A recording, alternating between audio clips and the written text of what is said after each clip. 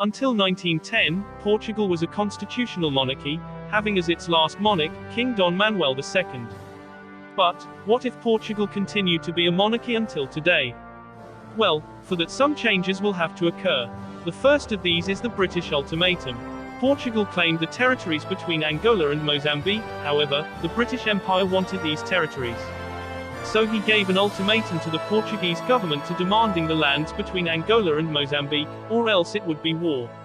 Portugal gave in and this generated a great popular uprising, and the Republicans took advantage of this to propagate their ideals. However, in this reality, the United Kingdom allows Portugal to keep these territories, thus avoiding all the domino effect that occurred until the implantation of the Republic. In other words, without the dictatorship of João Franco and the regicide never occurs. So, the 5th of October never happens, and the Republican movement never gains the strength it had in this reality. Don Carlos I remains king and Crown Prince Luís Felipe would not have been assassinated. 4 years after 1910, World War I begins. And now the question is, would Portugal enter the war in this timeline? The answer is yes. Even before Portugal officially entered the war, the German Empire carried out attacks on Portuguese colonies. In addition to the Portuguese royal family being very close to the British. Then the Kingdom of Portugal would enter the war. However, one thing that would have happened in this timeline would have been the prince's involvement in the war. In our timeline, Dom Manuel II in exile, asked the Portuguese government for permission to join the army during the war, and Portugal refused the request. Then he served in the British Army and opened a military hospital. In this timeline, Infante Manuel would participate in the war on Portugal's side, probably in the Royal Navy, as he intended to join the Navy before becoming king. The same can be said for Prince Luís Felipe, who, being very close to the army, would also be involved in the conflict. Like other monarchies involved in the war, it would be common to see the royal family creating military hospitals, visiting the wounded, attending combatant funerals and decorating soldiers. As in our reality, there would be some riots because of the war, however, as the constitutional monarchy would be a more stable government, we would not have things like the dictatorship of Sidonio Pais. At the end of the war, Portugal would probably get some land from the Germans and reparations, similar to how it happened in this timeline. As Portugal never had the instabilities of the First Republic, the 1926 coup d'état, the military dictatorship and the Estado Novo would never have happened and we would continue to be a democracy. Similar to other European countries, at this time, between the 1920s and 1930s, reforms such as universal suffrage, women's suffrage, better conditions for workers, in addition to the reduction of the monarch's power, began to be implemented. Inevitably, Don Carlos would die, probably around the 1920s or early 1930s, and Prince Luís Felipe would succeed him, who would become King Dom Luís II of Portugal. He would likely have been married to Princess Patricia of Connaught, as in this reality there had been negotiations for a marriage to this princess before the regicide took place. In his reign, he would see the Spanish Civil War. Portugal would likely support the nationalists, as the Portuguese and Spanish royal families got along well. And the Great Depression. Well, just as it happened in our reality, Portugal would also be affected by the Great Depression, however, it would have been an economic crisis for years after the Great Depression took place. The Great Depression would only exacerbate this crisis. Then, movements of an ultra-nationalist or revolutionary and republican nature would begin to rise in society. Little by little, not only because of its participation in the First World War, but also because of the economic crisis and the rise of extremist movements, the stable peninsular monarchy began to see its collapse. Seeing this, the king would need someone capable of resolving the crisis, but who? Antonio de Oliveira Salazar. The king would appoint him finance minister, and just like in our timeline, he would manage to fix the economy and gain the people's popularity.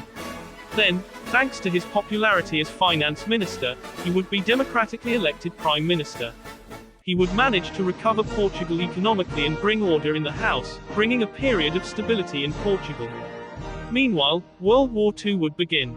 Portugal under the influence of Dom Luís II and Salazar would be a neutral country and would not be involved in the war. However, as in our timeline, the country would continue to trade with both sides and export tungsten, in addition to allowing allies to use the base of the Lajes. With the end of World War II, Portugal would also benefit from the Marshall Plan. And would Salazar remain in power? Probably not. He already played his part in stabilizing the country and the population didn't want a dictator, so he probably would have left at the end of his term. And even if he wanted to try to stay in power, he would be limited by democratic institutions and the king, so he wouldn't be a dictator in this reality. In this reality, Portugal would have peacefully decolonized its domains. However, it would probably still keep Cape Verde, East Timor and São Tomé and Príncipe. In Africa things would also be different. For example, Portuguese would probably be spoken in Zimbabwe, Zambia and Malawi. The state of Rhodesia would not have existed, nor would its apartheid regime. Also, Indonesia would never attack East Timor in 1975, because East Timor would be part of the Kingdom of Portugal. Portugal would also give back Macau to China in 1999, or maybe early. Portugal would also have entered the European Union earlier. In our timeline, Portugal tried to join the European Union earlier, but was denied for being a dictatorship. However, in this reality, Portugal would be a democracy, therefore, it would not be barred from joining. And who would be king today? Well, we just can't know that. Both Luís Felipe and Dom Manuel II left no descendants. The current head of House of Braganza is Duarte Pio, who is a descendant of Dom Miguel, who was exiled at the end of the Portuguese Civil War. And he would probably remain exiled in this timeline. The current monarch would be a descendant of either Dom Luís II or Infante Manuel, but as I said, it is not possible to have a precise profile of who he would be. As in other European monarchies, the royal family would not have much political power and would be more celebrities than politicians. Although the king or queen still had power, such as dissolving parliament and calling new elections, or leading the army, this would be limited by a constitution, as in other Western monarchies. It would also be common to see members of the royal family creating charitable organizations and participating in public events, in addition to being involved in controversies. In addition to the fact that Spain is also a monarchy, it would be diplomatically beneficial, and it would be quite common for Spanish and Portuguese monarchs to meet and do activities together. Our flag would be this and our anthem would be the anthem of the Charter. And Portugal, would it be better? The answer is yes. As Portugal haven't closed off from the world for nearly half a century, we wouldn't be so economically and technologically backward. In addition to join the European Union earlier, Portugal would be much better. In addition, Portugal would probably have more population, since the overseas war would not have occurred, therefore, many lives would be spared. And would there be republicans? The answer is yes. As in other monarchies, there would be a republican movement. However, it would not be as strong as it used to be, because the good Portuguese doesn't care about politics. We would probably still have the Regenerador and Progressist Party. However, more parties would probably have been created over time.